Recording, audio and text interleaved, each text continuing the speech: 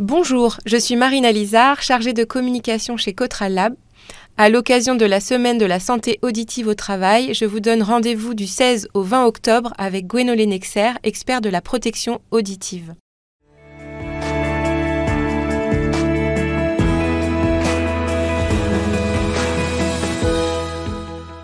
Bonjour Gwenolé, hier tu nous as expliqué comment faire le bon choix en termes de protection auditive. Tu nous disais en fin d'épisode que la formation au risque du bruit et la mise en place des protections auditives est obligatoire. Elle l'est. Il me semble que le moyen le plus sûr de protéger un salarié, c'est de lui mettre à disposition un bon produit, dans l'idéal sur mesure. Si ce n'est pas possible, de s'assurer qu'il soit bien adapté. Ensuite, il faut vérifier qu'il sache le mettre, le former et contrôler que cette protection est efficace. Il est indispensable de lui expliquer pourquoi il doit se protéger.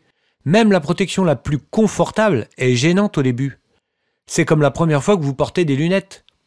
Rapidement, il ne pourra plus s'en passer, mais les premières heures sont cruciales. S'il ne sait pas pourquoi il doit se protéger, il y a un risque qu'il ne fasse pas l'effort nécessaire pour s'y habituer.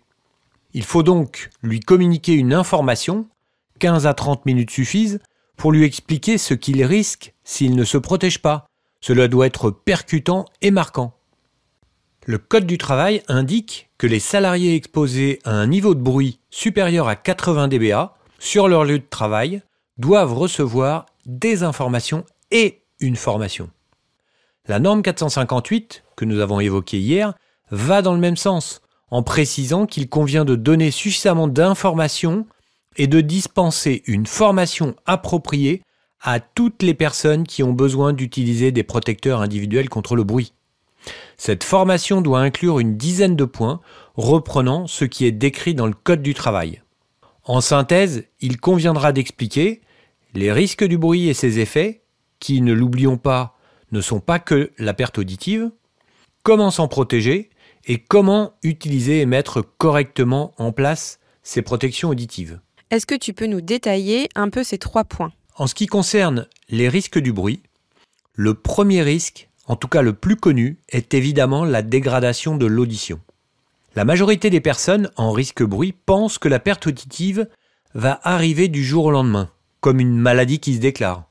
La perte auditive est rarement soudaine, elle est progressive et insidieuse, dans le sens où au départ on s'habitue, sans réellement s'en rendre compte, on monte un peu le son, de l'autoradio, de la télé, on peine légèrement à déchiffrer une conversation lors d'un repas un peu bruyant. Et pourtant, ce sont les premiers signes.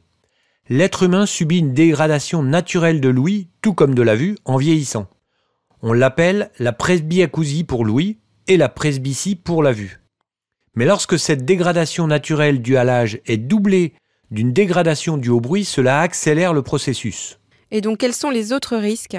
Les acouphènes peuvent être également une cause de l'exposition au bruit. On entend alors en permanence un sifflement.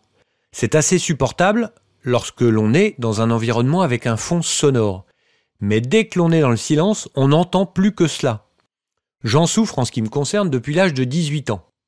J'arrive à en faire abstraction et à les oublier la plupart du temps, mais certaines personnes se focalisent dessus et ont beaucoup de mal à les supporter. Elles peuvent être extrêmement perturbées. Un traumatisme sonore peut être à l'origine des acouphènes, c'est ce qui m'est arrivé, mais un trauma sonore peut aussi déclencher une surdité immédiate et quasi totale. Le trauma sonore peut également provoquer une hyperacousie, qui est elle aussi très difficile à vivre. Les personnes souffrant de cette maladie ne supportent plus le moindre bruit. Je ne parle pas forcément de bruit élevé. La frappe sur un clavier d'ordinateur, par exemple, peut devenir une véritable torture. Elles évitent très souvent de sortir et lorsqu'elles le font, elles portent des protections auditives les plus atténuatrices possibles.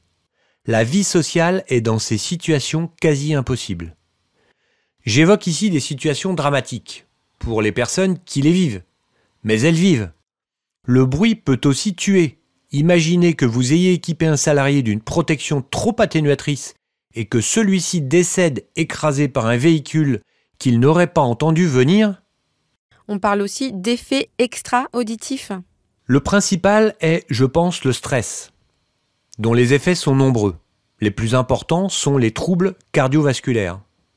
Le bruit agit aussi négativement sur le rendement, lorsqu'il s'agit en particulier de tâches complexes demandant de l'adresse et ou le traitement d'informations. Il peut aussi ralentir le processus d'apprentissage de certains savoir-faire. Des études ont montré que des niveaux sonores élevés, des bruits inattendus ou discontinus, et en particulier des bribes de conversation, peuvent nuire aux capacités intellectuelles. Certaines études montrent que les gens sont moins enclins à céder et qu'ils ont plus tendance à manifester un comportement antisocial dans un environnement bruyant que dans un environnement calme. Merci Gwenolé. Nous avons abordé le premier point, le risque du bruit. Quels sont les deux autres points importants à aborder lors de la formation ? Alors, le deuxième est comment s'en protéger. Je pense que nous l'avons abordé longuement au travers de l'efficacité précédemment. Ensuite vient la formation à la mise en place des protections. Nous avons également évoqué combien ce point est crucial. Je peux vous citer 2 études qui montrent l'importance de la formation. La première est coréenne. 172 travailleurs exposés au bruit ont été suivis pendant 4 ans, entre 2014 et 2017. Ils ont été formés chaque année au risque bruit et à la bonne mise en place des protecteurs. On mesurait à intervalles réguliers le niveau d'affaiblissement de leur protection. Les niveaux de protection ont augmenté sensiblement après la première et la deuxième formation. Ils ont continué à augmenter chaque année. Le résultat le plus élevé a été atteint la 4e année. Cette étude démontre que le fait de répéter la formation chaque année ne peut être que bénéfique. La deuxième étude, qui est américaine, démontre que la formation basée sur la vidéo a donné les mêmes résultats que les instructions imprimées du fabricant, mais que la formation en face à face a donné de bien meilleurs résultats. Cette étude promeut la formation en petits groupes pour les protections auditives contre le bruit. Les données ont montré que les sujets étaient tous capables de mettre correctement en place leurs bouchons après la formation, ce qui n'était pas le cas avant. Là aussi, grâce à la formation, les bouchons permettaient d'obtenir un affaiblissement suffisant. La conclusion est que de fournir des bouchons ne suffit pas et qu'une formation personnelle fait toute la différence pour la protection des salariés. On le voit bien, le bruit peut abîmer l'audition, voire détruire des vies des personnes qui y sont exposées en étant mal ou pas protégées. Mais qu'en est-il des risques pour l'entreprise ? L'entreprise est pleinement responsable de la santé de ses salariés et dans notre cas, de leur santé auditive lorsqu'ils sont exposés au bruit pendant leur temps de travail. L'entreprise doit tout mettre en œuvre pour éviter qu'un salarié perde de l'audition. Et comment cela se passe si un salarié déclare une surdité professionnelle ? Le salarié souffre d'une hypoacousie, qui est ni plus ni moins qu'un déficit d'audition.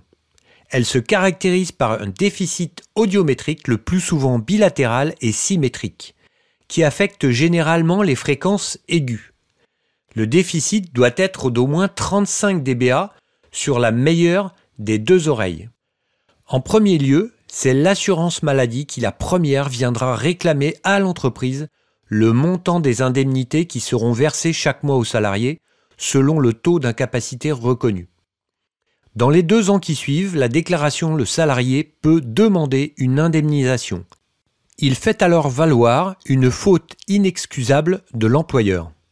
Si la faute est reconnue, l'indemnisation est à la charge directe de l'employeur. Celui-ci devra également prendre en charge l'ensemble des soins et traitements. L'appareillage, par exemple, 3 000 € qui peuvent être renouvelés tous les 2 ans.